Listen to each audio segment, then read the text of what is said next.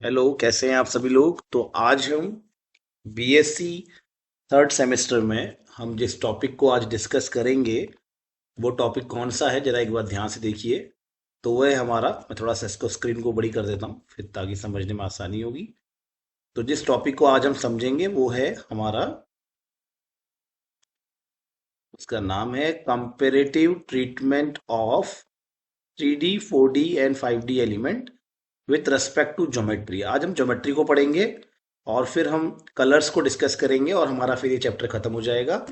फिर हम यूनिट 2 को स्टार्ट करेंगे, या यूनिट 2 और यूनिट 3 में से कोई एक यूनिट हम स्टार्ट करने वाले हैं।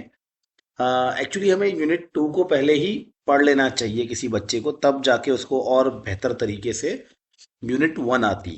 ठीक है, कोई बात नहीं, चलिए हम जैसे चल रहे हैं अभी फिलहाल वैसे चलेंगे। तो हम डिस्कस करेंगे, आज किस चीज़ को डिस्कस करेंगे।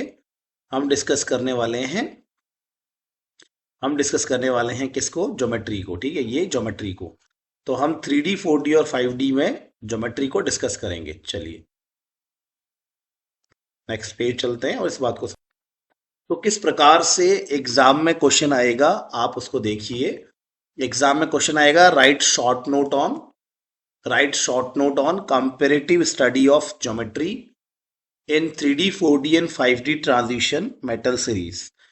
तो 3D 4D और 5D के किसको, ज्योमेट्री को आपस में कंपेयर करना है कि कैसे इनकी ज्योमेट्री होती है। ठीक है, तो मैं आपको थोड़ा सा एक आध बात बता देना चाहता हूँ, ये मैं पहले भी बता चुका हूँ। देखिए, आपको ये चैप्टर जो है ट्रांजिशन मेटल तब ज़्यादा बेहतर तरीके से समझ में आएगा जब हम कोऑर्डिनेशन केमिस्ट्री की कुछ जानकारी रखते होंगे। अगर आपने कोऑर्डिनेशन केमिस्ट्री पढ़ी है पहले कभी, तो आप तब जाके इस चैप्टर को बेहतर तरीके से समझ पाओगे, क्योंकि इस पूरे चैप्टर में बहुत बार या through out the chapter coordination compound complex ion के बारे में ही बात की जा रही है। इसलिए अगर आपने नहीं पढ़ा है तो फिर भी मैं आपको कोशिश करता हूँ समझाने की, लेकिन कोऑर्डिनेशन केमिस्ट्री अगर पढ़ी हो तो बहुत ही मज़ा आ जाएगा, बहुत ही आसान चैप्टर आपको लगेगा। चलिए हम समझते हैं इस चीज़ को, इस क्वेश्चन के आंसर को समझते हैं कि ये क्वेश्चन में हम आंसर कैसे लिखेंगे, इसको समझते हैं। तो देखिए होता क्या है, मैं आपको बहुत सिंपल बताता हूं कि जब कोई मेटल को हम जब देखते हैं, मेटल कैसा होता है, एक पॉजिटिव पार्टिकल की तरह मेटल को कंसिडर किया जाता है, माना जाता है। ठीक है, कैसा माना जाता है, एक धनात्मक कण की तरह, एक पॉजिटिव पार्टिकल की तरह मेटल को माना जाता है। और लिगेंड को कैसा माना जाता है, एक नेगेटिव पार्टिकल की तरह, एक माइनस पार्टिकल की तरह, एक ऋण कण की तरह, ऋणायन कण की तरह लिगेंड को माना जाता है। ये लिगेंड जो है, नेगेटिव लिगेंड किसकी ओर अट्रैक्ट होता है, ये नेगेटिव लिगेंड पॉजिटिव मेटल की ओर अट्रैक्ट होता है और ये इनके बीच में एक आयनिक बॉन्ड बन जाता है। कैसा बॉन्ड बना है, ये आयनिक बॉन्ड बना है। ठीक है, ये एक तरह का इलेक्ट्रोस्टैटिक फोर्स ऑफ अट्रैक्शन है, आयंस के बीच में आकर्षण है। कितना आसान है ना। तो मेटल एक पॉजिटिव पार्टिकल है और लिगेंड एक नेगेटिव पार्टिकल होता है, और इनके बीच में एक आयनिक या एक इलेक्ट्रोस्टैटिक फोर्स ऑफ अट्रैक्शन होता है। ठीक है, ऐसा कौन बोल रहा है, ऐसा क्रिस्टल फील्ड थ्योरी बोलती है। ठीक है, क्रिस्टल फील्ड थ्योरी कहती है ऐसा। ठीक है, उसी के हिसाब से हम बात को समझ रहे हैं। अब जब ये लिगेंड इस पॉजिटिव आयन के नजदीक आता है, ठीक है, जब ये लिगेंड इस पॉजिटिव आयन की ओर आकर्षित होता है, अट्रैक्ट होता है, तो सीधी बात है, इस पॉजिटिव इस मेटल आयन के पास क्या होंगे, बहुत सारे ऑर्बिटल्स भी तो होंगे ना, बहुत सारे इलेक्ट्रॉन से भरे हुए ऑर्बिटल्स भी होते हैं। और उन ऑर्बिटल्स में जो आखिरी, या जो आखिरी से थोड़ा अंदर वाला जो शेल होता है, यानी कि सेकेंड लास्ट शेल जो है, उसके जो डी ऑर्बिटल्स होते हैं, इस मेटल के n-1 के डी ऑर्बिटल, या आखिरी शेल के डी ऑर्बिटल ऐसा कह सकते हैं आप। तो इस मेटल के पास जो आखिरी आखिरी में डी ऑर्बिटल्स होते हैं, ये डी ऑर्बिटल्स इन लिगेंड्स के रास्ते में आते हैं, या इन लिगेंड्स, जब ये लिगेंड न्यूक्लियस की ओर अट्रैक्ट होता है तो ये डी ऑर्बिटल इन लिगेंड्स के रास्ते में आते हैं। अब क्या होगा फिर, अब होगा ये कि इन डी ऑर्बिटल्स में क्या प्रेजेंट होते हैं, इलेक्ट्रॉन प्रेजेंट होते हैं। तो जब ये लीगेंड अपना मस्त रास्ता, अपना मस्त इस मेटल आयन की ओर जब मस्त मस्त अट्रैक्ट हो रहे होते हैं, जब ये लीगेंड, तो रास्ते में कौन आ जाते हैं, तो रास्ते में कभी कभी रास्ते में कौन मिल जाते हैं इनको, डी के इलेक्ट्रॉन्स मिल जाते हैं। तो क्या करेंगे, ये डी के इलेक्ट्रॉन्स को रिपल करेंगे, क्योंकि ये खुद नेगेटिव है और इलेक्ट्रॉन्स भी क्या होते हैं, नेगेटिव होते हैं। तो जो ये डी ऑर्बिटल्स थे, जो 5 डी ऑर्बिटल्स थे, 1 2 3 4, 1 2 3 4 5, तो ये 5 डी ऑर्बिटल्स हैं। ये 5 डी ऑर्बिटल्स अच्छे खासे आराम से बैठे हुए थे और इनकी एनर्जी भी बराबर थी, ठीक है। लेकिन जब ये डी ऑर्बिटल्स लीगेंड से रिपल होते हैं तो इनकी एनर्जी में चेंज आ जाता है। अब होता क्या है कि जब ये लीगेंड्स न्यूक्लियस के नजदीक आते हैं, जब ये लीगेंड इस मेटल के नजदीक आते हैं, मेटल के पास आते हैं, तो ये लीगेंड इन डी ऑर्बिटल को रिपल तो करते हैं, लेकिन पांचों डी ऑर्बिटल एक समान रिपल्शन महसूस नहीं करते हैं। कुछ डी ऑर्बिटल इस तरह से ओरिएंटेड होते हैं, इस तरह से कुछ डी ऑर्बिटल लगे हुए होते हैं, या उनका इस प्रकार से अरेंजमेंट होता है कि वो लिगेंड के ज्यादा नजदीक आ जाते हैं, ठीक है। और ऐसे में वो डी ऑर्बिटल ज्यादा रिपल्शन फील करते हैं। और कुछ डी ऑर्बिटल्स ऐसे होते हैं जो लिगेंड से दूर रहते हैं अपने अरेंजमेंट के कारण, और इसी वजह से वो डी ऑर्बिटल कम रिपल्शन महसूस करते हैं और उनकी एनर्जी बहुत ज्यादा, रिपल्शन कम हो रहा है इसलिए उनकी एनर्जी थोड़ी कम हो जाती है। ऑक्टाहेड्रल के केस में, ऑक्टाहेड्रल के केस में किसकी बात कर रहा हूं, ऑक्टाहेड्रल कॉम्प्लेक्सेस के केस में, यानी कि ऐसे केस जहां पर 6 लिगेंड होते हैं, ऐसे केस जहां पर कितने लिगेंड होते हैं, 6 लिगेंड होते हैं। तो इस केस में 3 डी ऑर्बिटल्स जिनका नाम होता है d x y, d y z और डी एक्स जेड, ठीक है। तो 3 डी ऑर्बिटल जिनका नाम है d x y, d y z और डी एक्स जेड, ये कम रिपल्शन महसूस करते हैं, ये लिगेंड से दूर रहते हैं। जब लिगेंड नजदीक आ रहा होता है तो ये डी ऑर्बिटल इस प्रकार से लगे हुए होते हैं, ये डी ऑर्बिटल इस प्रकार से अरेंज होते हैं कि ये डी ऑर्बिटल कम से कम रिपल्शन महसूस करते हैं और इस वजह से इनकी एनर्जी कम हो जाती है, ठीक है। इन तीनों डी ऑर्बिटल, 5 थे ना, ये 5 में से 3 की एनर्जी कम हो गई क्योंकि ये दूर दूर है, ये लिगेंड से दूर हो जाते हैं, दूर अरेंज होते हैं। इनका अरेंजमेंट ऐसे होता है, इनका ओरिएंटेशन ऐसे होता है कि लिगेंड से दूर रहते हैं ये। इनको कहते हैं T2G, T2G कहा जाता है इनको, ट्रिपली डीजनरेट, यानी कि तीनों की एनर्जी बराबर होती है इसलिए इसको ट्रिपली डीजनरेट कहते हैं, ठीक है। T2G कहा जाता है इसको, इनको प्यार से T2G भी कहते हैं। और 2 डी ऑर्बिटल जिनका नाम है डी जेड स्क्वायर और d x square y square, ठीक है, इनकी एनर्जी बढ़ जाती है क्योंकि इनका जो अरेंजमेंट है स्पेस में, इनका जो तरीका होता है स्पेस में, वो कुछ इस प्रकार से होता है कि ये लीगेंड के पास में आ जाते हैं और इसी वजह से ये लीगेंड से बहुत अच्छे से रिपल्शन फील करते हैं और इनकी एनर्जी बढ़ जाती है, ठीक है। इनको कहते हैं हम ईजी, क्या कहते हैं इनको, ईजी। ईजी मतलब डबली डीजनरेट होते हैं, दोनों की एनर्जी बराबर है तो डबली डीजनरेट कहा जाता है, इसको ट्रिपली डीजनरेट कहते हैं। इसको कहते हैं इस तरह से 5 समान एनर्जी के डी ऑर्बिटल्स का लिगेंड की प्रेजेंस में 2 एनर्जी सेट में टूट जाना, ठीक है। फिर से सुनो, 5 इक्वल एनर्जी के डी ऑर्बिटल्स का लिगेंड की प्रेजेंस में 2 एनर्जी लेवल में टूट जाना, इसी को क्या कहते हैं, क्रिस्टल फील्ड स्प्लिटिंग कहते हैं। इसको क्या कहते हैं, क्रिस्टल फील्ड स्प्लिटिंग कहते हैं।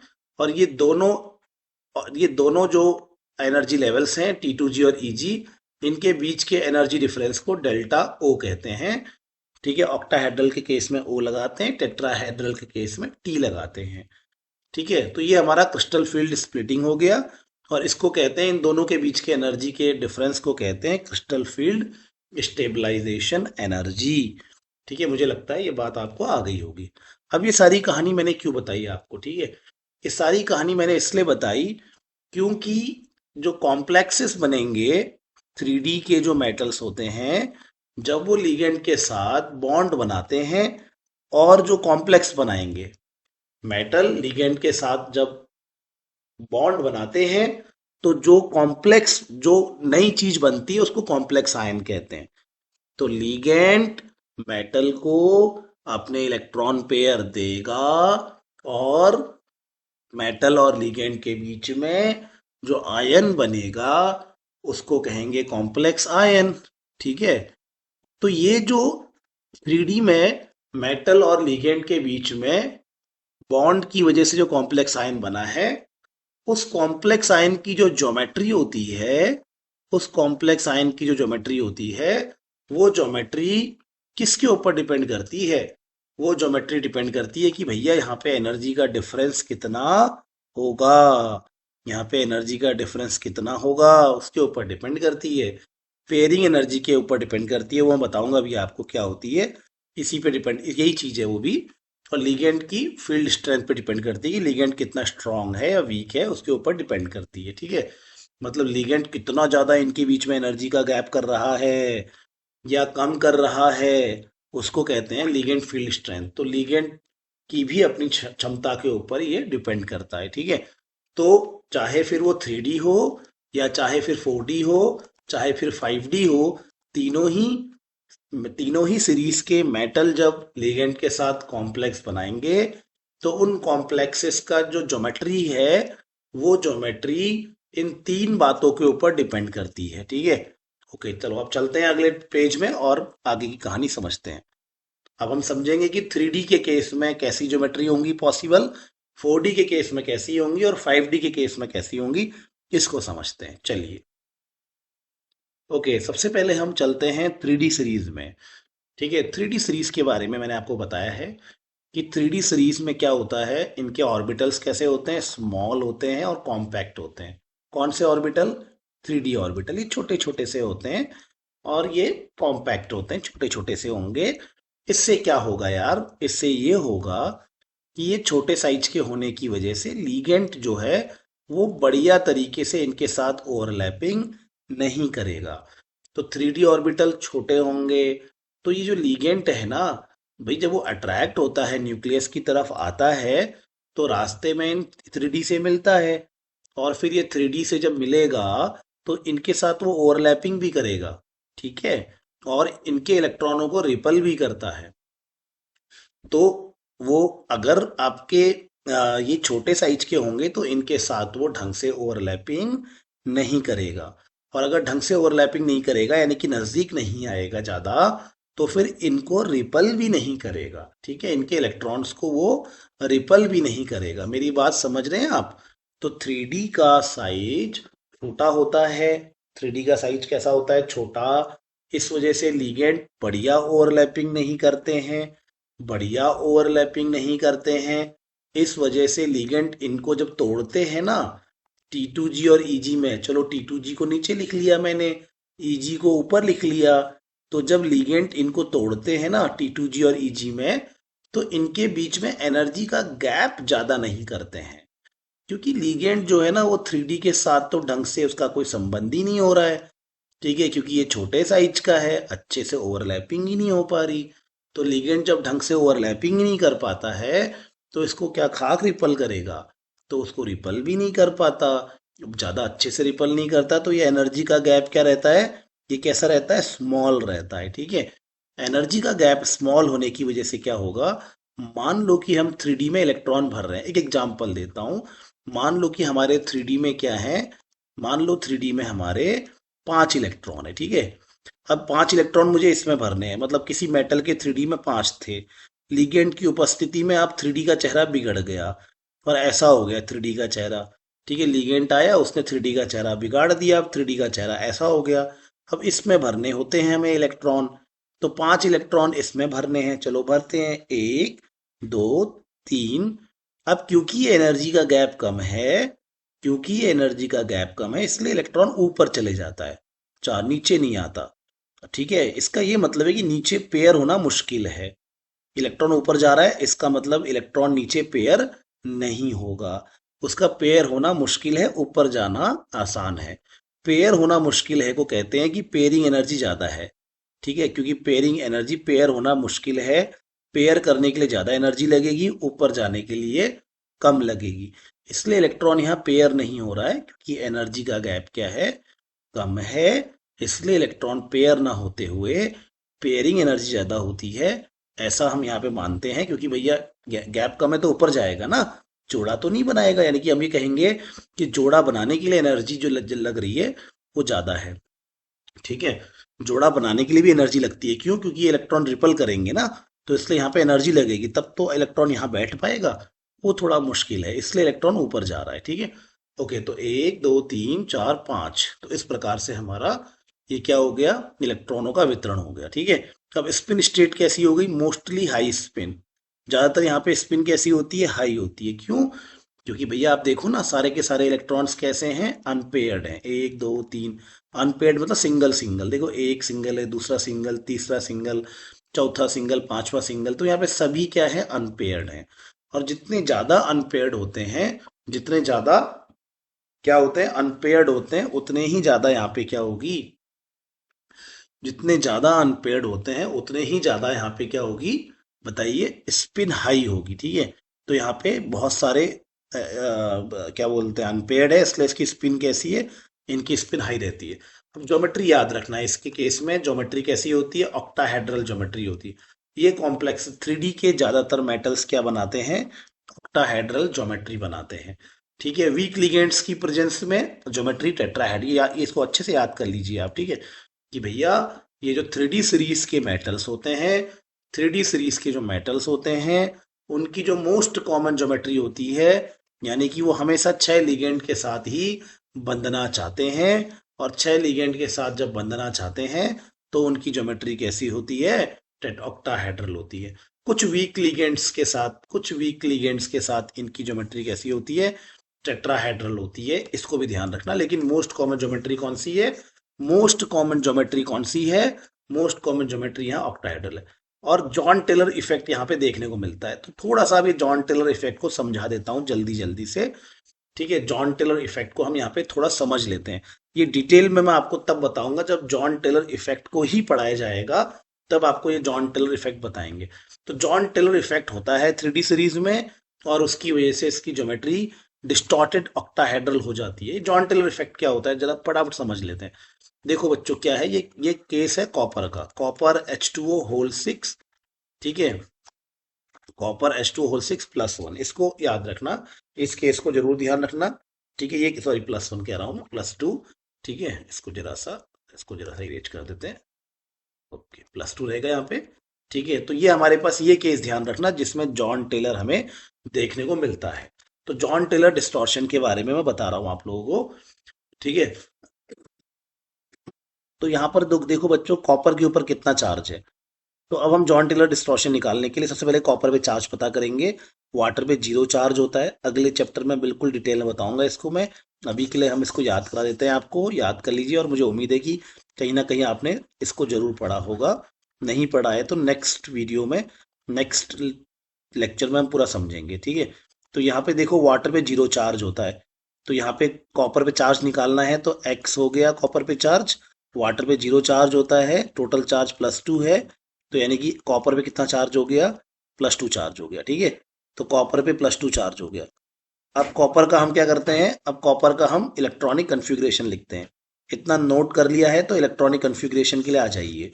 अब कॉपर का इलेक्ट्रॉनिक कन्फिग्रेशन, कॉपर का इलेक्ट्रॉनिक कन्फिग्रेशन लिखने के लिए हम करते हैं, आप तो जानते ही हैं, 4s1 3d10, ये कॉपर का इलेक्ट्रॉनिक कन्फिग्रेशन होता है। तो कॉपर 2+ का कितना होगा, कॉपर 2+ का होगा, 2 इलेक्ट्रॉन निकाल दीजिए। एक इलेक्ट्रॉन 4s से निकालिए, एक इलेक्ट्रॉन 3d से निकालिए। तो ये कॉपर 2+ का इलेक्ट्रॉनिक कन्फिग्रेशन हो गया। ठीक है, अब यहाँ पे कितने वाटर के मॉलिक्यूल हैं, यहाँ पे 6 वाटर के मॉलिक्यूल हैं, यानी कि ये ऑक्टाहेड्रल स्ट्रक्चर होगा इसका। ठीक है, अब वाटर के मॉलिक्यूल की प्रेजेंस में क्या हो जाएगा, वाटर के मॉलिक्यूल की प्रेजेंस में इसके जो 3D होंगे, ये 3D क्या हो जाएंगे, स्प्लिट हो जाएंगे। ये 3D क्या हो जाएंगे, वाटर मॉलिक्यूल की प्रेजेंस में ये 3D जो ऑर्बिटल है वो स्प्लिट हो जाएगा। मैंने बताया था ना अभी आपको, क्या बताया था भैया, याद करो। मैंने आपको बताया था कि लिगेंड की प्रेजेंस में डी ऑर्बिटल्स जो हैं वो दो एनर्जी लेवल्स में टूट जाते हैं। और 6 लिगेंड होंगे तो कैसे टूटते हैं, नीचे 3 ऊपर 2, ठीक है। इनके नाम बताए थे मैंने आपको, नाम भी तो बताए होंगे, नाम भी लिख लेते हैं फटाफट। इसको कहते हैं Eg, तो ये बनता है dz², dx², y² से। और इसका नाम होता है dxy, dyz और dxz, ठीक है। ऐसा हो जाता है। ओके, तो ये हो गया हमारा, इसको कहते हैं हम T2g, ये तो पता ही है आपको। इसको कहते हैं हम लोग Eg, ये भी आपको पता ही है, ठीक है। चलिए इलेक्ट्रॉन भरने की कोशिश करें। तो अब हमने क्या करना है, कॉपर के पास डी में कितने इलेक्ट्रॉन है, 9 इलेक्ट्रॉन। कॉपर के पास डी में कितने इलेक्ट्रॉन है, 9। तो ये 9 इलेक्ट्रॉन भरिए आप। तो 1 2 3। और क्योंकि यहाँ पे गैप क्या होता है, कम होता है, मैंने आपको बताया था ना। मैंने बताया था कि यहाँ पे 3D के केस में, 3D सीरीज में जो ये गैप होता है, 3D सीरीज में जो ये गैप होता है ये ज्यादातर कम रहता है, ठीक है। डेल्टा ओ कम रहता है। तो 1 2 3 4 5 6 7 8 9, ऐसे करके इलेक्ट्रॉन भरे जाएंगे। समझिए कैसे भरना है। पहले तो 1 2 3 4 5 6 7 8, फिर से करेंगे 1 2 3, क्योंकि गैप में कम है तो ऊपर जाएगा इलेक्ट्रॉन। 4 5, फिर 6, फिर 7, फिर 8, फिर 9। अब देखो, तो यहाँ पर क्या होता है, ये यहाँ पे सोचा सर, मैं यहाँ पे दिखा रहा हूँ, ठीक है। यहाँ पे दिखा रहा हूँ मैं इसको। तो यहाँ पे 2 इलेक्ट्रॉन है, किसके पास, dz² के पास 2 इलेक्ट्रॉन है। और dx², इसको मैं, इसको आगे पीछे भी लिख सकते हैं, वैसे ये आगे लिखा रहता है, तो वैसे ही लिख लेते हैं इसको हम थोड़ा सा। ये dz² आगे होता है, ठीक है। सॉरी, dx², y² आगे होता है, dz² को पीछे लिख लेते हैं, ठीक है। तो ये ऐसे, इसका क्या है, ये इस तरह से इलेक्ट्रॉन्स यहाँ पे मैं दिखा रहा हूँ। ये 2 इलेक्ट्रॉन, ये 1 इलेक्ट्रॉन। अब ये बात समझ लेना, क्या बात समझना है, कि जब हमारे, ये जो हमारे, ये दोनों ऑर्बिटल की एनर्जी इक्वल है ना, ये दोनों ऑर्बिटल की एनर्जी इक्वल है, ठीक है। ये दोनों ऑर्बिटल है ना, इनकी एनर्जी इक्वल होती है, इसलिए इनको डीजनरेट कहते हैं, ठीक है। और ये तीनों ऑर्बिटल की एनर्जी इक्वल होती है, इनको भी डीजनरेट कहते हैं। अगर आपके अगर आपके जो ये डीजनरेट ऑर्बिटल्स हैं, ये 2 डीजनरेट्स, या कोई भी डीजनरेट, ये 3 भी हो सकता है। अगर ये डीजनरेट ऑर्बिटल में इलेक्ट्रॉन्स अनइक्वल भरे हैं, जैसे यहाँ पे 2 है, यहाँ पे 1 है, ठीक है। एक एक भरा होता तो उसको इक्वल ऑक्यूपेंसी कहलाती। 2 2 भरा होता तो वो भी इक्वल ऑक्यूपेंसी कहलाती। लेकिन यहाँ पे 2 है और यहाँ पे क्या है, 1 है। तो जब यहाँ पे हमारा स्प्लिटिंग होने के बाद जो हमारे डीजनरेट ऑर्बिटल्स होते हैं, इन डीजनरेट ऑर्बिटल्स में अगर इलेक्ट्रॉन अनइक्वल भरे हैं, तो फिर ये ऑर्बिटल एक दूसरे को क्या करते हैं, रिपल करते हैं, एक दूसरे को रिपल करते हैं। और ये सिस्टम कैसा हो जाता है, अनस्टेबल हो जाता है। ये सिस्टम कैसा हो जाता है, अनस्टेबल हो जाता है, बड़ी गड़बड़ हो जाती है, ठीक है। तब ऐसे में क्या होता है, तब ऐसे में मॉलिक्यूल क्या करता है, बहुत ध्यान समझना है इसको, ठीक है। तो समझ ले मेरी बात को, मैं क्या कह रहा हूं, कि 3D की यहाँ पे स्प्लिटिंग हुई और ऊपर Eg बन गया, नीचे T2g बन गया। हमने जब 9 इलेक्ट्रॉन भरे, तो 9 इलेक्ट्रॉन भरने पर हमें मालूम चला कि यार यहाँ पर तो ऊपर के जो Eg में जो 3 इलेक्ट्रॉन हैं, 2 इलेक्ट्रॉन एक ऑर्बिटल में, 1 इलेक्ट्रॉन एक ऑर्बिटल में है। और जब दो समान ऊर्जा के ऑर्बिटल्स में अनइक्वल इलेक्ट्रॉन भरे होते हैं, क्या भरे होते हैं, अनइक्वल इलेक्ट्रॉन भरे होते हैं, तो इनके बीच में क्या होता है, रिपल्शन होता है, ये रिपल करते हैं एक दूसरे को, ठीक है। और ये एक अनस्टेबल सिस्टम बन जाता है, ऐसा जॉन टेलर ने बताया था, ठीक है।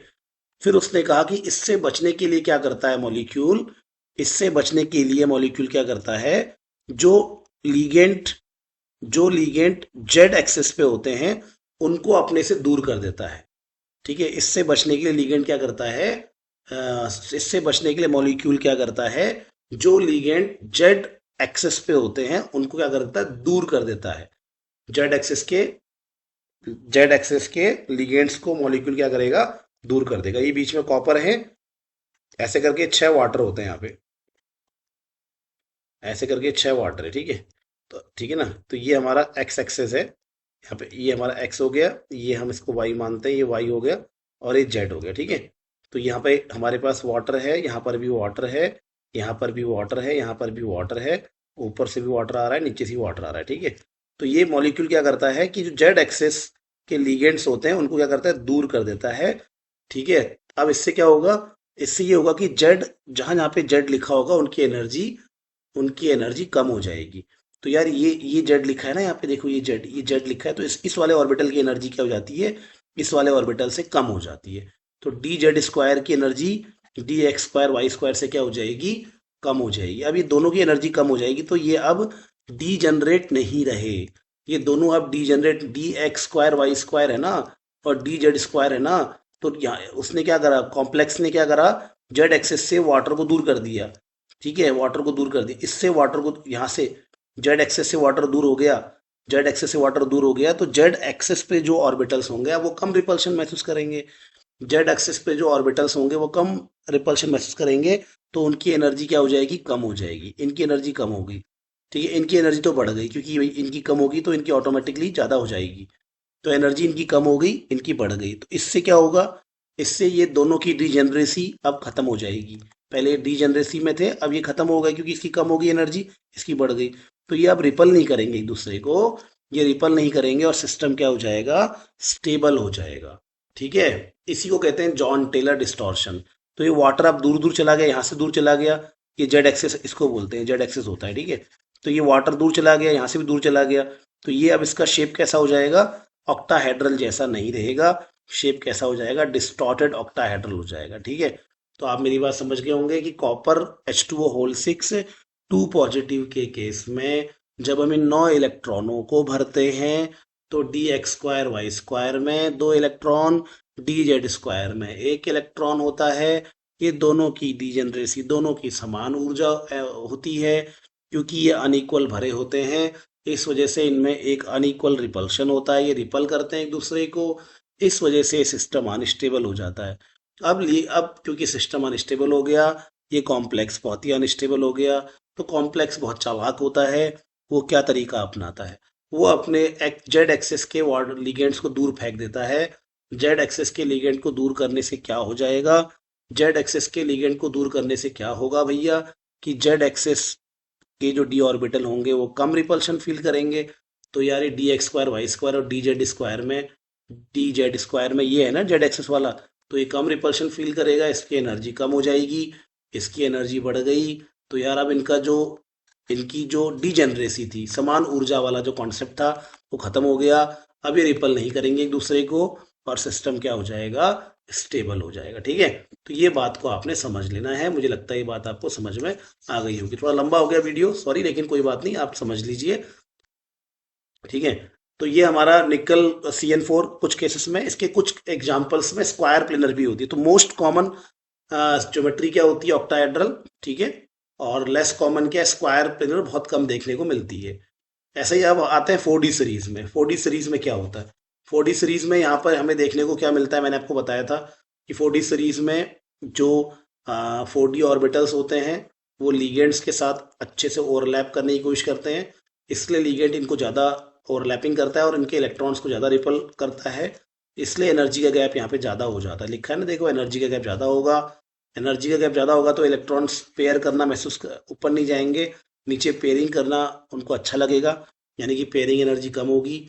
और इलेक्ट्रॉन्स क्योंकि यहाँ पेयर्ड होना चाहेंगे पहले नीचे, तो यानी कि यहाँ पे स्पिन लो होगा। तो बच्चों यहाँ पे लो स्पिन जब भी होता है, ठीक है, तो यहाँ पर क्या है, आपका ऑक्टाहेड्रल यहाँ पे ज्योमेट्री होगी, और यहाँ पे लो स्पिन के साथ ऑक्टाहेड्रल, ज्यादातर हाई स्पिन पे ऑक्टाहेड्रल ज्योमेट्री होती है, लेकिन आप यहाँ पे याद रखना कि यहाँ पे ऑक्टाहेड्रल ज्योमेट्री हो सकती है लो स्पिन के साथ।